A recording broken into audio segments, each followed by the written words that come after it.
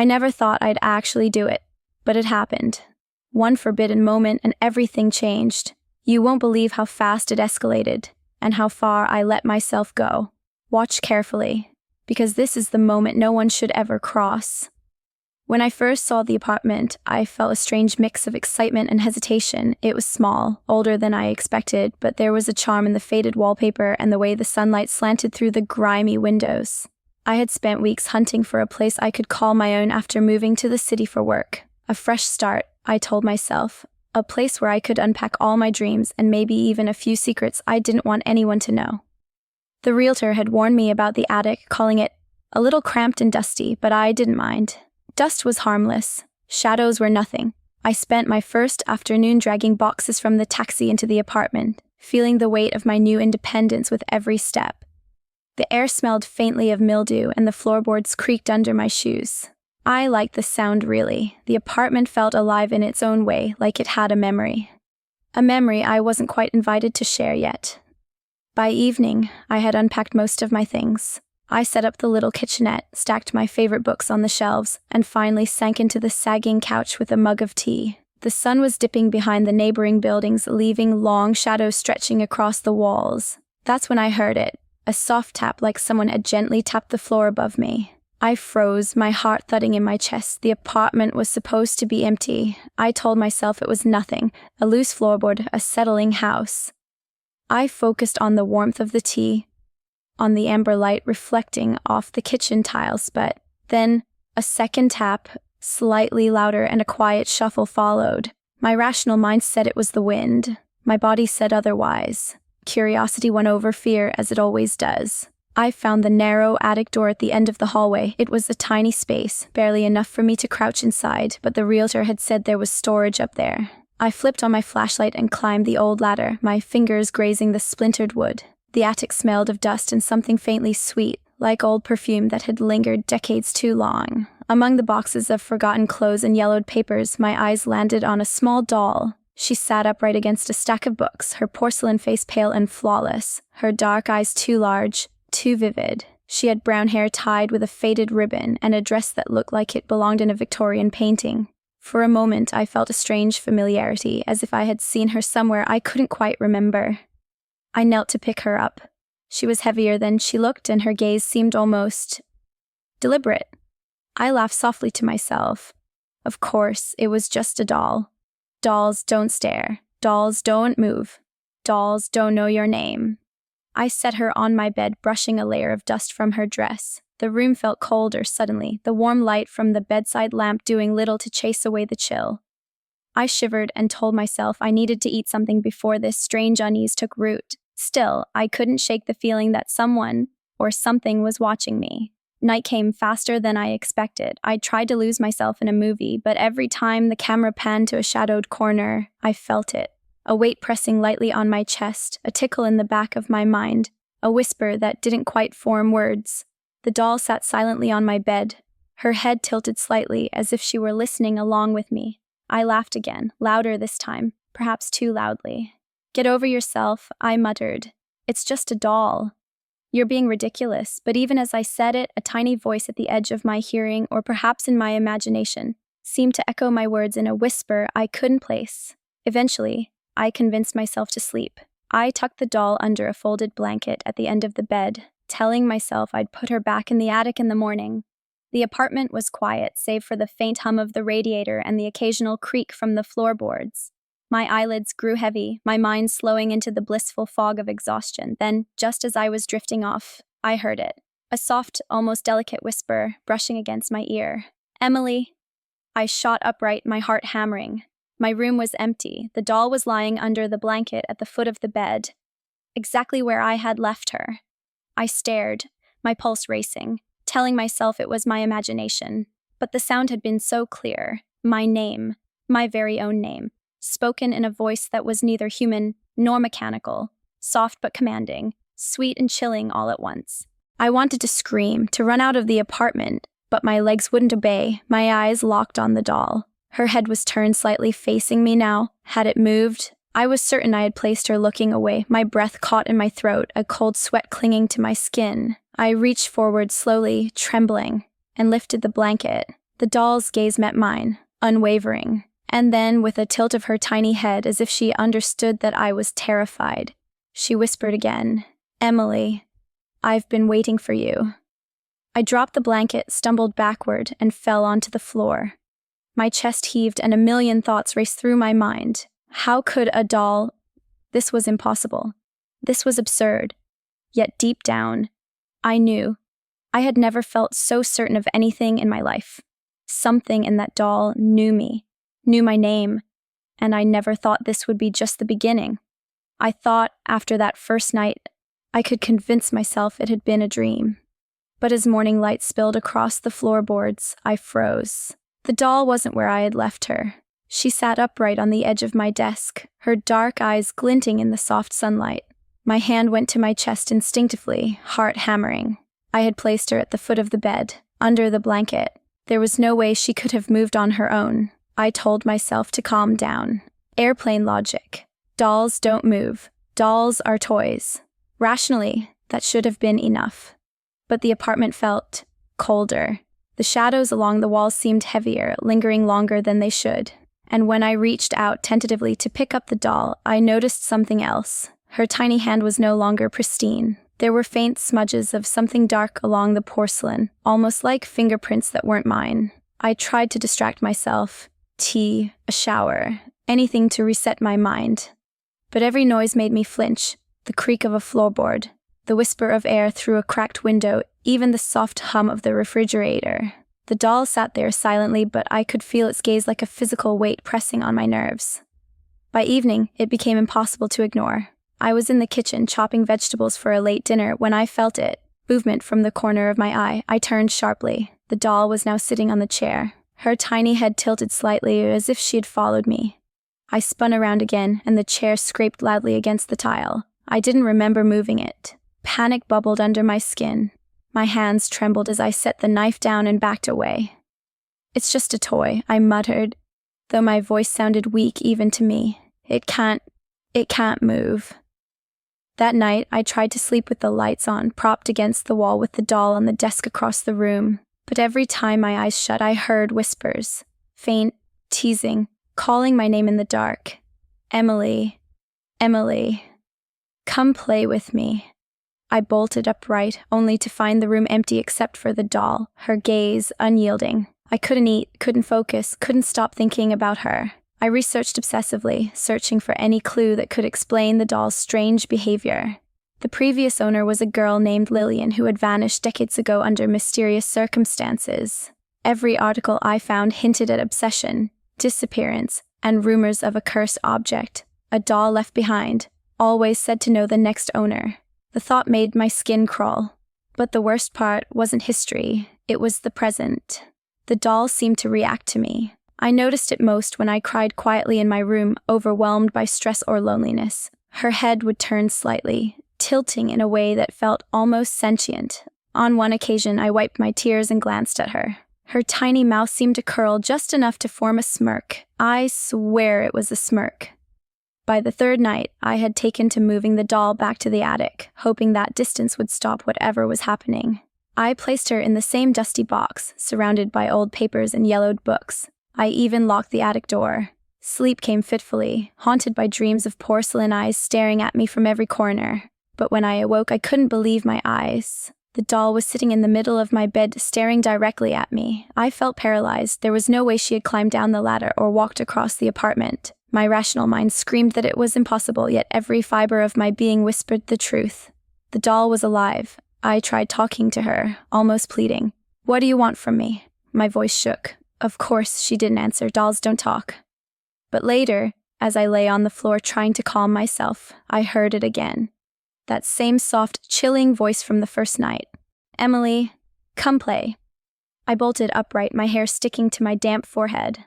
My apartment felt like a trap closing in around me. Every shadow seemed heavier, every creak in the floor louder. My pulse pounded so violently I was sure the neighbors must hear it. And yet, they didn't. It was just me and her. I tried to rationalize it again.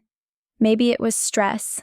Maybe I was imagining things, but I couldn't shake the feeling that the doll was waiting, anticipating, watching. Every small movement, every glance toward her, made me feel exposed, like she knew my thoughts before I even formed them. By the fourth night, I noticed something far more disturbing. I had left my notebook on the desk, scribbling my frantic thoughts in the dark. When I returned to it in the morning, words had changed. Sentences I didn't remember writing now sprawled across the page. I see you. I know you. You can't hide from me, Emily.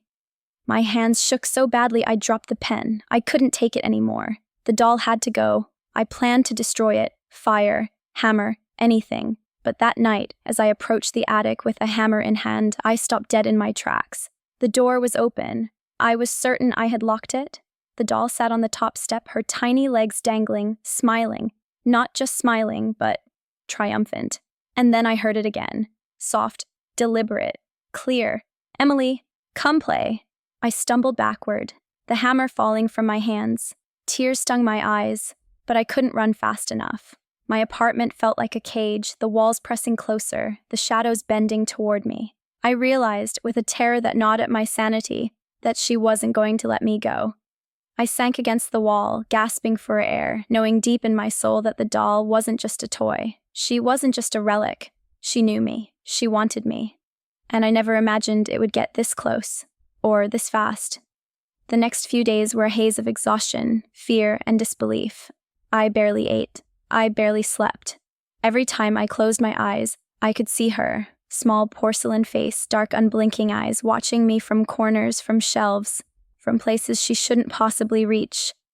I started leaving the apartment lights on, desperate for any semblance of safety, but it never helped. She was always there, waiting. It wasn't just the watching anymore. I started hearing her clearly, not in whispers or distant calls, but in words that cut through the silence like ice.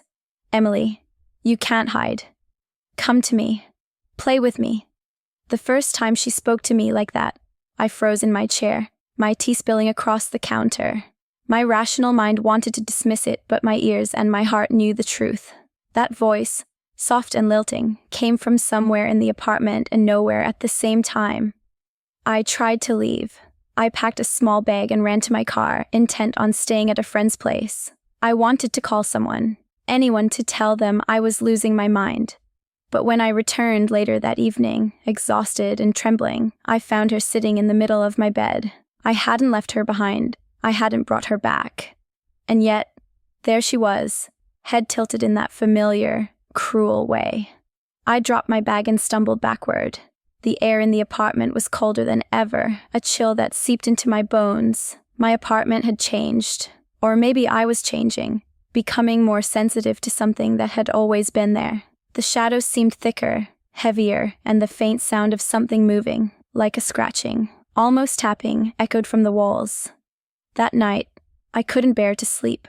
I sat in my chair, clutching a blanket around me, my eyes fixed on the doll. Her gaze felt alive, knowing, as if she could see every thought racing through my mind.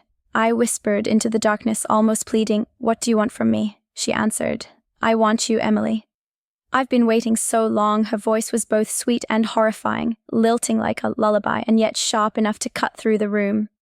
My stomach dropped. I should have run, screamed, thrown her into the fireplace, anything, but I couldn't move. I was frozen, drawn into her presence by a fear I didn't understand, a curiosity I didn't dare admit.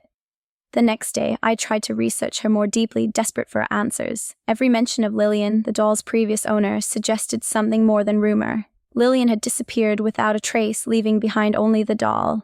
Some reports whispered of obsession, of a child who had grown too attached to her companion. Others hinted that the doll had been more than just a toy, something darker, alive in a way that shouldn't exist. I found myself shaking, gripping my laptop as if sheer force could prevent the doll from noticing. By evening, the doll had begun to change. Small movements became impossible to ignore. Her head would turn towards me the instant I entered a room. One night, I swore I saw her lips move, ever so slightly, whispering my name before I could hear it in the air. I couldn't deny it any longer. She wasn't just a toy. She was alive. The nights became worse. Shadows moved where they shouldn't, and I started seeing glimpses of something else. A girl, pale and tear-streaked, a faint outline behind the doll. Sometimes it was only in my peripheral vision. Sometimes it was in the mirror when I wasn't looking directly. I didn't want to see her, and yet I couldn't look away. She was trapped, crying, reaching out for me, and somehow I knew she was part of the doll's curse, part of the reason this horror was following me. I tried to confront her. I lifted the doll from the bed, shaking, and shouted, "Stop! Just stop this." For a moment there was silence. Then I heard it. A small giggle, high-pitched and terrible, echoing from the corners of the room. The doll's head tilted almost imperceptibly, as if mocking me. Her eyes glimmered with something that was not porcelain, not inanimate. Malice, recognition, desire. I couldn't tell. I wanted to leave, wanted to run, but the apartment doors wouldn't lock properly. The windows seemed jammed as if something was holding them shut. I realized then, in that moment of terror, that I was trapped with her, and she knew it. Hours or maybe minutes later, I sat in the dark, exhausted, holding the doll loosely against my chest. The whispers had subsided, but I felt her presence like a weight pressing down on me, impossibly heavy, impossibly close. And then I heard it again, clear as if she were whispering into my ear. "Emily, I know your secrets," I gasped, dropping her onto the floor. Every hair on my body stood on end. My stomach churned. She didn't need to tell me what she knew. I could feel it. Every fear I had, every vulnerability she could sense. She had been waiting for me, yes, but more than that, she had been watching, learning, preparing. I wanted to scream. I wanted to throw her into the street, into the fire, into the void, but my hands wouldn't obey. My body refused. I was paralyzed by a terror that was more than fear. It was recognition. I could sense her understanding me in a way no human ever had, and then the final moment of the night came. I looked at her as she sat in the middle of my bedroom floor, the shadows from her tiny body stretching unnaturally across the walls. Her voice, soft and lilting, spoke one final time before sleep or unconsciousness took me. "Emily, soon, you'll be mine." I woke in the dead of night to the feeling of being watched. The apartment was suffocatingly quiet, the kind of silence that presses on your chest until it feels like you're drowning in it. The shadows along the walls seemed darker, moving where they shouldn't, stretching towards me in impossible angles. And then I saw her. The doll. She wasn't on the floor, nor on the desk, nor on the bed. She was hovering, suspended in the air a foot above the carpet, her eyes glowing faintly in the darkness. I wanted to scream, but my throat was dry, my body frozen as if cement had replaced my limbs. The air had grown icy, my breath visible in the faint light that emanated from her eyes. The shadows pooled around her like black ink, writhing, shifting, and somehow whispering. "Emily." Her voice was everywhere and nowhere at once, echoing in the walls, bouncing from the ceiling, curling around my skull. I've waited so long. The temperature dropped further. Frost formed on the edges of the windows, spreading like spider webs. My teeth chattered uncontrollably, and I wrapped my arms around myself, trying to summon some courage. But the doll's tiny body swayed as if taunting me. And I noticed something wrong. Her mouth moved independently, forming words, though no sound came out. The air vibrated with her intent, and then the whispers began. Hundreds of them, layered atop each other, rising and falling like a tidal wave of voices. "She's mine. She's mine. Come play. Come play." The sound crawled under my skin, rattling my bones. I clutched my ears, trying to shut it out, but the voices penetrated every corner of my mind. I tried to run, stumbling to the door, but it slammed shut on its own. I banged on it, screamed, kicked. The locks rattled, but the door didn't budge. My apartment had become a cage, and she was the warden. I turned, my eyes tearing up in fear, and the doll floated closer. Her porcelain face twisted, melting for a fraction of a second into something grotesque. A pale, screaming girl, her eyes hollow, her mouth open in a silent wail. I stumbled backward, my heart hammering, and hit the wall. The room seemed to shrink around me, the shadows pressing in like black smoke, twisting and writhing, forming shapes that weren't human. The doll's voice was everywhere, now screaming in unison with the shadows. "Emily! Mine!" I felt cold hands wrap around my ankles, pulling me down. I screamed, kicking, but more hands emerged from the darkness, icy and grasping, wrapping around my wrists, my neck, dragging me toward the center of the room. My vision blurred. The doll floated above me, laughing, a high-pitched, terrifying sound that made my skull vibrate. Then she lunged. I don't know if it was real or in my mind. One moment she was hovering, the next she was on my chest, her tiny hands, impossibly strong, pressing me down. I couldn't breathe. The air around her shimmered, distorting reality. The outlines of my furniture melted into shadowy figures. The girl, Lillian, emerged from the doll, screaming silently as she reached for me, her expression desperate and angry. "Play with me," the doll's voice rang in my ears as if drilling into my brain. My body twitched violently, fighting an unseen force, but I couldn't break free. The walls seemed alive, the shadows crawling towards me like a tide of black water. I felt my consciousness slipping. The room twisting, stretching, folding. I clawed at the doll, smashing her to the ground. Porcelain shattered, spraying shards across the floor. For a heartbeat there was silence. My chest heaved. Relief washed over me, and then she was back. The shards reassembled themselves, rising in the air like maggots twisting on invisible threads.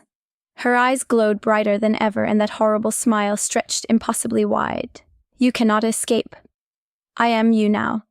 We are one." The shadows surged, swallowing the furniture, the walls, the light, until all that remained was the doll, floating above me, and me, trapped into her gaze. I screamed. The sound was swallowed instantly. My body was paralyzed, every instinct to move or flee erased. The doll's small hand reached for my face. I felt it brush my cheek, cold as ice, and in that instant, I understood. The spirit in the doll wasn't just Lillian. She was something older, something that fed on fear, on attention, on life itself, and she had chosen me. I don't know how long I sat there paralyzed under her gaze, hours, maybe minutes. Time ceased to exist. I could only stare at her, trembling as the shadows curled around my body. And just before I passed out from sheer terror, her voice whispered softly, chillingly, closer than my own heartbeat. "Soon, you'll be mine. Forever." I never thought the nightmare could feel this alive or this hungry. When I woke, it was morning, though the light felt strange, muted, as if filtered through a haze. I was lying on the floor, the shattered remains of the doll scattered around me. My hands shook uncontrollably, my chest heaving. Every muscle ached from the struggle, but there was no sign of the shadows, no floating doll, no cold hands pressing me down. For a brief, fleeting moment, I thought it had ended. I got to my feet slowly, cautious, almost expecting her to appear again, but the apartment was quiet, too quiet. I moved from room to room, checking every corner, every shadow. The attic door, which I had locked before going to bed, was closed and latched. I touched the shards of porcelain on the floor. They were cold but inert. Just broken pieces of a doll. Maybe it was over. I tried to sleep that night, curled up on the couch with the lights blazing. Hours passed in silence.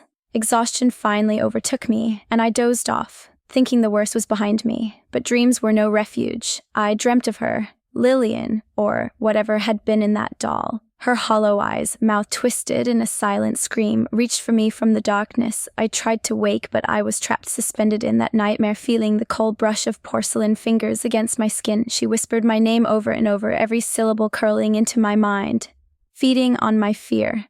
I jolted awake, sweat-soaked, heart pounding, and for a moment, I couldn't tell if I was dreaming or awake.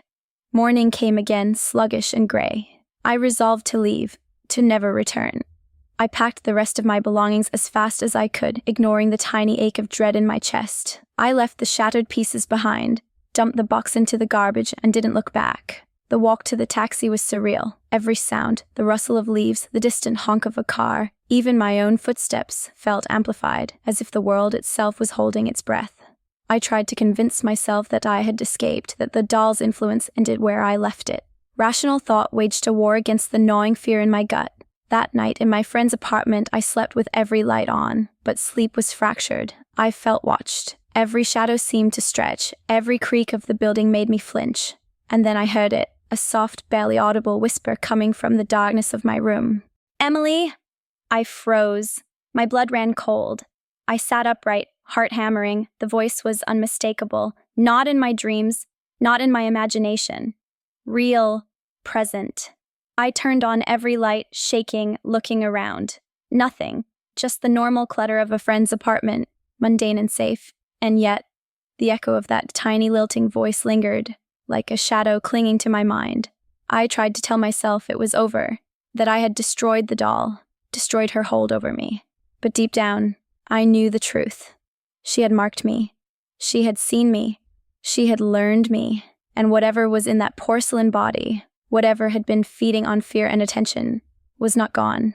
Weeks passed, and I avoided mirrors as much as possible. Shadows made my skin crawl. I never stayed in a room alone, and yet, in quiet moments, I could feel her gaze, heavy and patient, resting on me from a distance. I avoided dolls, toys, antiques, but sometimes, just sometimes, I thought I saw a tiny figure in a corner, tilting its head as if curious, waiting. I tried to move on, to tell myself it was all over, but the fear had etched itself into me. The world felt thinner now, more fragile, as if somewhere in some shadow she could reach me again. And I knew I wouldn't be safe, not truly. Sometimes, when I'm alone, I still hear the faintest whisper calling my name across the silence. And in those moments, I remember the first night, the doll on my bed, her voice soft, almost sweet, saying she had been waiting for me. I never thought I would escape her completely, and yet I knew the nightmare had only shifted. It wasn't gone, it was waiting, patient, hungry. And I would never forget her. I can't stop replaying that night in my mind. The way I crossed a line I swore I never would. Every stolen glance, every forbidden touch feels like both a thrill and a betrayal. I wonder if we were ever meant to feel this, or if we've destroyed something we can't fix. What are we now? Lovers, mistakes, or something in between? I need to know. How would you handle a temptation you weren't supposed to give into? Share your thoughts below. I want to hear your take.